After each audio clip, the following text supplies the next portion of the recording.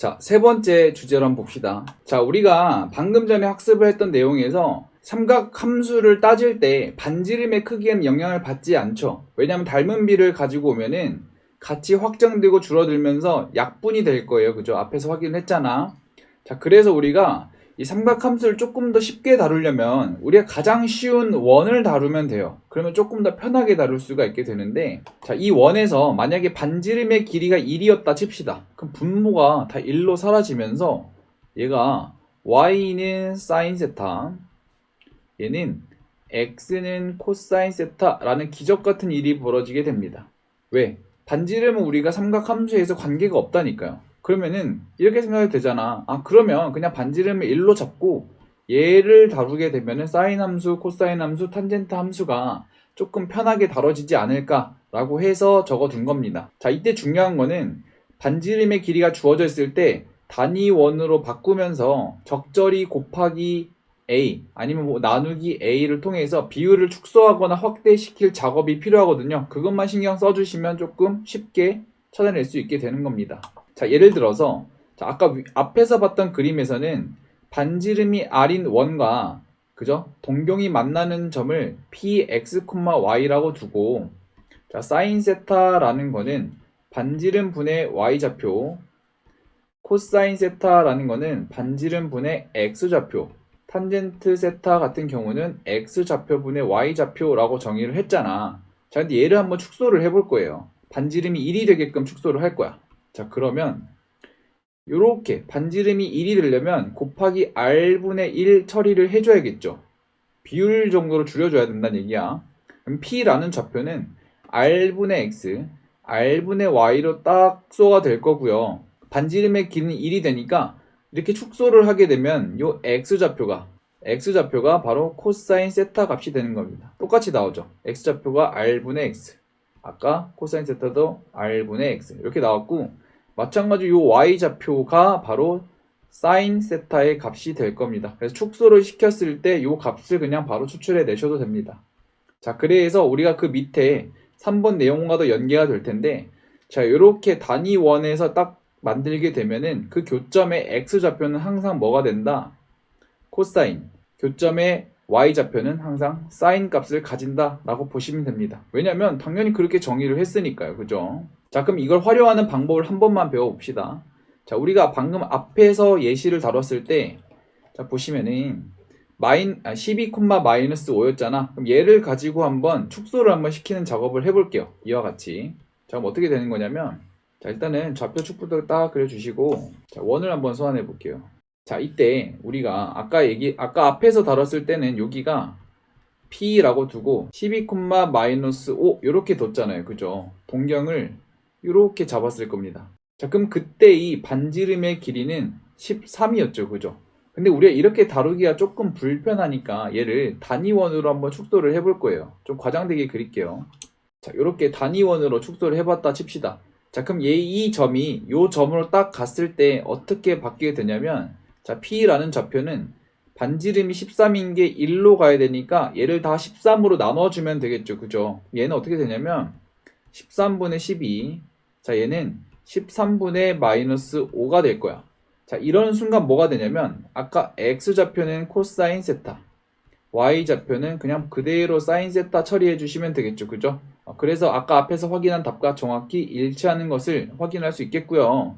자, 탄젠트는 여기서 다루기 조금 불편할 수도 있는데 그래도 똑같이 성립하긴 하는데 다뤄봅시다. 자, 탄젠트 세타는 X좌표분의 Y좌표, 다시 말해서 기울기를 꼭 기억을 해주셔야 돼요. 탄젠트는 기울기다. 뭐의 기울기다? 동경의 기울기다. 여기서만 봐도 그냥 12분의 마이너스 5란 사실을 쉽게 확인할 수 있고, 자, 얘로 굳이 확인을 하자면 13분의 12분의 13분의 마이너스 5 해가지고 처리를 딱 해주시면 12분의 마이너스 5가 나온다는 것을 확인할 수 있습니다.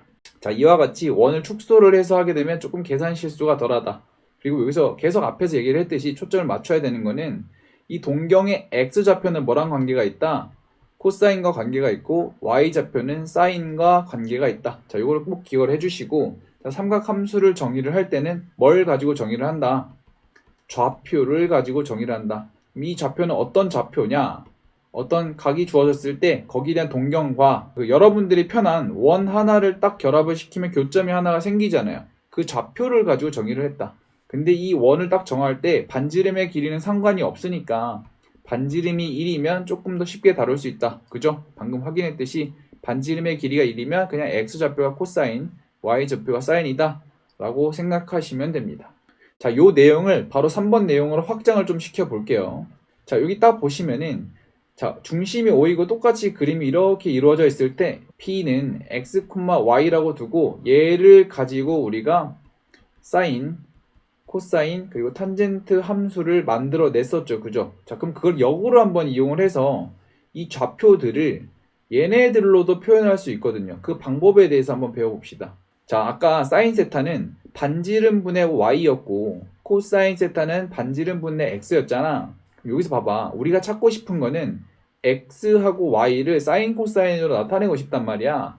그러면 여기서 반지름 r을 다 넘겨줄 거예요. 자, 그럼 여기서는 어떻게 되냐면 y는 r 사인 세타가 되겠죠. 그죠? 이렇게 나오게 될 겁니다. 자, 오른쪽에서도 r을 넘겨주시게 되면은 x는 r 코사인 세타. 자, 이렇게 나오게 될 거예요. 그렇단 얘기는 아까 px, y 자리 대신에 얘네들을 각각 대입하시게 되면은 요 원 위의 점 P는 어떻게 정의가 되냐면 R 코사인 세타, R 사인 세타와 같이 나타낼 수 있게 되는 겁니다. 반지름이 R인 원 위에 요 점이 있어요. 요 점이 여기 딱 동경을 그렸을 때 요 각도가 만약에 세타야. 그럼 이 점을 표현할 때 좌표로도 나타낼 수 있죠. X, Y로도 나타낼 수 있는데 이렇게 각이 주어져 있고 반지름이 주어져 있을 때는 요 점의 좌표를 R 코사인 세타, R 사인 세타로 표현할 수 있다는 얘기입니다. 아시겠죠? 자, 특히 여기서 우리가 이 R이 되게 불편하잖아. 이 사인 값과 코사인 값은 R의 영향을 받지 않으니까 자, 반지름의 길이를 1로 축소를 하면 되게 예쁘게 나오게 돼요. 그죠? 우리 앞에서 배웠듯이 반지름의 길이가 1일 때 이 동경과의 교점에 X좌표는 코사인 세타였고 Y좌표는 사인 세타라는 것을 쉽게 알 수 있고 아니면 이렇게 생각해도 돼요. 이 자리에다가 R은 1 딱 대입하시게 되면 이게 그대로 나오게 되겠지, 그지? 자, 그래서 단위원 위에 한 점의 좌표를 각도가 딱 주어지게 된다면 그때의 X좌표는 뭐가 된다? 코사인 세타. 그리고 Y좌표는 사인 세타라고 두시게 되는 겁니다. 자, 쉽게 생각하면은 결국에 자, 단위원이란 얘기는 원의 방정식이죠. x제곱 플러스 y제곱은 1이라는 원의 방정식 위에 어떤 한 점이 막 움직이고 있을 거야. 그때 이 각도가 만약에 세타라고 정확히 정해져 있다라고 칠게요. 그럼 이 점의 좌표는 우리가 앞에서 배웠던 그냥 x, y로 둬도 되지만 이렇게 각도가 있을 때는 얘를 코사인 세타, 사인 세타라고 둘 수 있게 된다고요. 뭘 이용을 하면? 삼각함수를 이용을 하면. 요거까지 가지고 오시면서 밑에 한번 예시 볼게요. 자, 단위원 위의 점 P의 좌표를 자, 삼각함수를 이용해서 한번 나타내 보려고 합니다. 자, 그러면 마이너스 2분의 1, 마이너스 2분의 3인데 요거 딱 보시면은 반지름의 반틈이잖아. 그러면은 특수각이 무조건 나올 수밖에 없죠. 반지름을 쪼갠 거잖아. 자, 그럼 얘가 나타내는 동경은 이렇게 나타내지겠죠. 그죠? 자, 그럼 우리가 이거를 표현하고 싶은데 자, 얘는 코사인 세타로 표현할 수 있고 자, 얘는 사인 세타라고 표현할 수 있게 되는 거잖아요. 앞에서 배웠으니까. 자, 그럼 우리가 필요한 거는 요 각도입니다. 요 각도 세타만 구할 수 있게 되면 되겠지. 자, 근데 생각을 해보자. 여기가 특수각이었잖아. 여기가. 요 부분은 60도예요. 그죠? 그럼 여기는 180도잖아. 그지? 그럼 이렇게 생각할 수 있다? 180도는 파이고 60도는 3분의 파이잖아. 그럼 우리가 찾고 있는 요 세타의 값은 파이 플러스 3분의 파이니까 3분의 4파이가 되겠죠. 그죠? 얘를 가지고 이제 얘를 표현할 수 있게 되는 거죠. 우리가 P라는 점의 좌표는 어떻게 되냐면 자, X좌표는 코사인 세타. 세타는 지금 3분의 4파이니까 이렇게 쓸 수 있게 되겠고 Y좌표는 사인 세타. 사인 3분의 4파이다 라고 표현할 수 있게 되는 겁니다. 아시겠죠? 그래서 이렇게 원 위의 점은 뭐로 나타낼 수가 있다? 삼각함수로 표현할 수 있다 까지 가져오시면 되겠습니다. 자, 그럼 간단히 문제 풀어보고 마치도록 할게요. 자, 120번 한번 보겠습니다. 자, 우리가 이거를 중학교 버전으로 한번 풀어보고 삼각함수의 정의를 이용해서 한번 복습한다는 느낌으로 한번 풀어볼 건데, 자, 6분의 파이라는 거는 30도죠. 4분의 파이라는 거는 45도잖아. 앞에 4가 똑같으니까 이렇게 외우시면 되고, 자, 그럼 사인 30도는 몇이었어요? 2분의 1이잖아. 그럼 얘는 8 곱하기 2분의 1이 되겠고, 탄젠트 45도는 1이 되니까 요거 더해주시면 정답은 5라는 사실을 쉽게 확인할 수 있을 거예요. 그죠? 특수각을 이용을 하면. 자, 근데 우리가 얘를 이렇게 그냥 외워서 풀 거면 의미가 없으니까 이렇게 그림으로 어떻게 나타내는지 한번 봅시다. 자, 이렇게 축 한번 소환해 주시고, 자, 이렇게 원을 하나 소환을 할 거예요. 자, 우리가 다룰 때 단위원이 조금 편하니까 이렇게 단위원으로 한번 다뤄봅시다. 자, 근데 우리가 지금 필요한 거는, 자, 여기 봐봐. 6분의 파이는 지금 30도니까 특수각이네요. 그럼 여기를 이렇게 쪼개서 반틈을 딱 쪼갤 거야. 그럼 얘가 이렇게 만나는 요 점 하나가 보이시죠? 요 점에 사인 값을 물어보고 있으니까 y 좌표를 찾아내면 요게 바로 사인 6분의 파이가 되는 겁니다. 그죠? y 좌표니까. 그럼 y 좌표 찾아봅시다. 이렇게 딱 떨구시면은, 자, 1 이렇게 될 거고, y 좌표는 뭐가 되겠어요? 특수각이니까 1대 2대 루트 3이므로 요 길이는 2분의 1이 될 거예요. 그죠? 그래서 사인 6분의 파이는 y 좌표인 2분의 1이 된다 라고 받아들이시면 삼각 함수로 우리가 학습을 한 거고, 그냥 구하시게 되면 삼각 B로 구한 거다. 여기 차이점을 명확히 인지하셔야 됩니다.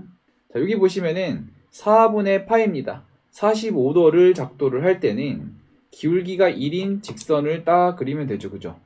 그러면 이 점을 Q라고 합시다. 이번에는. 그럼 Q라고 했을 때 좌표 두 개가 나올 텐데, 지금 탄젠트란 얘기는, 그죠? 이 직선의 동경의 기울기를 뜻하잖아. 그럼 뭐가 되겠어요? 이 직선의 기울기는 y는 x니까 기울기가 1이네요. 그러니까 이 값은 1이 나온다는 것을 확인할 수 있겠죠. 그죠? 삼각함수로 해석하면 이렇게 된다. 자, 요거까지 확인을 하시고 다음 문제로 넘어가 보도록 합시다. 자, 121번 문제 한번 보겠습니다. 자, 좌표 평면에서 자, 제1사분면에 점 P가 있대요. 자, 점 P를 y는 x에 대해 대칭 이동을 한 점을 자, Q라고 하고, 자, 점 Q를 원점에 대해서 대칭 이동한 점을 R이라고 한답니다. 이 세 동경이 나타내는 각의 크기를 각각 알파, 베타, 감마라고 하자. 자, 그때 사인 알파의 값이 주어져 있네요. 이 알파라는 각도는 동경 OP죠. 그죠? OP가 나타내는 각이고, 그때 이 값을 구하여라. 자, 그러면 그냥 생각할 것도 없이 그냥 바로 동경 소환해 버립시다. 단위원도 소환해주면 좋을 것 같고요. 자, 그러면 축부터 그리자. 자, 원도 이렇게 딱 그려주시면 이렇게, 자, 하나씩 찍어 볼 건데, 자, 우리가 지금 알고 있는 거는 사인 알파, 알파는 뭐였냐면 OP였단 말이야. 자, 단위원일 때, 자, P라는 점을 딱 찍을게요. 왜 여기다 찍었냐면 사인 알파라는 얘기는 이렇게 있을 때, 자, 여기가 알파예요. 이렇게 알파가 되면은 사인은 무슨 뜻이었냐면 y좌표를 뜻했잖아. 그럼 P의 y좌표는 지금 3분의 1이라는 얘기가 되겠죠. 이렇게 딱 내릴 거야. 반지름의 길이가 1이니까 여기 길이 딱 구해주시면 x좌표가 나오게 되겠죠. 이거 구해주시면 루트 9분의 8이 될 거예요. 그럼 P의 좌표는 루트 9분의 8, 3분의 1. 자, 이렇게 나오게 될 거야. 자, 이 상태에서 이제 평행이동, 대칭이동 하면 되겠죠. 그죠? 자, 문제에서 이렇게 y는 x가 이렇게 주어져 있고, 자, 이게 y는 x입니다.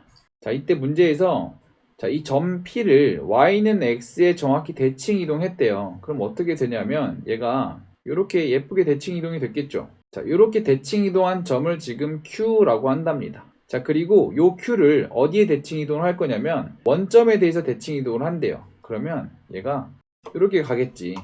자, 이 점을 지금 R이라고 하고, 자, 그때의 각도를 각각 베타, 감마라고 한답니다. 자, 이 문제가 조금 복잡해 보일 수 있는데 원리만 알면 끝이에요. 다시 말해서 이걸 이해 못하면 삼각함수를 이해 못한 거니까 다시 빽 해서 돌아가시고, 자, 요 각도가 지금 감마랍니다. 자, 이제 봐봐. 여기서 뭘 묻고 있냐면 사인 제곱 베타를 물어봤어. 자, 베타는 뭐야? 파란색. OQ의 동경이 나타내는 각도죠. 근데 사인 값이야. 그러면 이 점에 뭘 뜻할까? y좌표의 값이 바로 사인 베타라는 걸 우리가 방금 학습을 했었죠. 그죠? 삼각함수의 정의에 의해서. 그러면 Q의 좌표만 알면은 삼각함수의 값을 바로 구할 수 있잖아. 자, 그런데 요 점 Q의 좌표는 어떻게 구할 수 있냐면 얘를 y는 x에 대칭 이동한 거니까 이 좌표 순서를 바꿔주기만 하면 3분의 1, 루트 9분의 8이라는 건 쉽게 확인할 수 있을 거예요. 그러면 바로 나왔네. 사인 베타의 값은 바로 뭐가 된다? 요 값이 된다. 왜? 이렇게 바로 할 수 있는 이유는 우리가 단위원 위에서 생각하고 있으니까요. 그죠? 그럼 끝났고. 자, 그럼 봐봐. 탄젠트를 구하래. 자, 탄젠트를 구하는 건데, 자, 탄젠트 같은 경우는 요 점 아래 기울기를 뜻하잖아요. 요 직선의 기울기를 뜻하잖아. 그지? 그러면 끝났네. 자, 점 R도 한번 구해봅시다. Q 알면 사실 상관없긴 한데 구해봅시다. 굳이. 자, 원점에 대해서 대칭 이동한 거면 마이너스 3분의 1, 마이너스 루트 9분의 8이라고 써줄 수 있겠지. 요 점에 대한 기울기를 나타내는 거니까 3분의 1분의 루트 9분의 8이 돼서 얘가 나타내는 값은 정확히 루트 8이 될 겁니다. 끝났죠? 그러면 우리가 구하고자 하는 거는 자, 9 곱하기 자, 사인 베타의 제곱이니까 아까 여기 구했어요. 얘를 제곱하시면 9분의 8이 될 거고, 자, 탄젠트 값만은 얘였으니까 자, 얘를 제곱하시면 8이 돼서 우리가 찾는 답은 80이라는 것을 확인할 수 있게 되는 겁니다. 자, 122번 문제 한번 보겠습니다. 자, 다음 그림과 같이 좌표 평면에서 자, y는 2라는 직선이 두 개의 원과 만나고 있대요. 그걸 차례대로 A, B라고 한답니다.